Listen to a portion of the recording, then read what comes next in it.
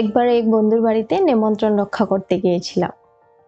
সেখানে সবুজ রঙের মাংসের পদটি দেখে প্রথমে ভাবলাম নিশ্চয়ই এটি ধনেপাতা দিয়ে তৈরি। পদটি মুখে দেওয়ার পর সত্যি দারুণ লেগেছিল।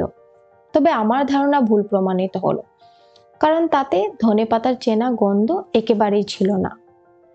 খাওয়া শেষে আর থাকতে না পেরে বন্ধুর মাকে জিজ্ঞাসা করলাম, আন্টি, এত চমৎকার মাংসটা কি দিয়ে রাঁধলেন?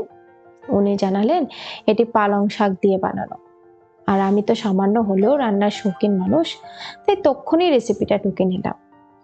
যেহেতু এই শীতকালে বাজারে টাটকা পালং এবং মাংস দেখে আজ আমার সেই পালং শাকের মাংস খেতে ইচ্ছে হলো।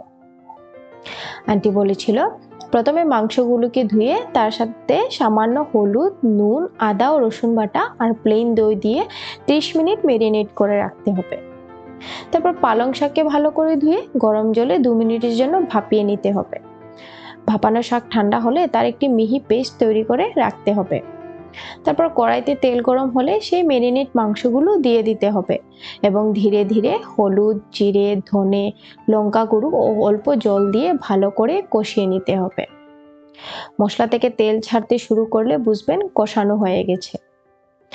কষানো মাংসে পালং শাকের পেস্ট এবং স্বাদমতো লবণ দিয়ে ভালো করে মিশিয়ে ঢাকা দিয়ে দিতে হবে আরো 10 থেকে 15 মিনিটের মতো।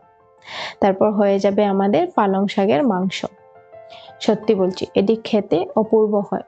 ঠান্ডার দিনে এই পদটি একবার রান্না করে দেখুন, আপনি একসাথে এর অসাধারণ স্বাদ এবং স্বাস্থ্যগুণ দুটোই অনুভব করতে পারবেন।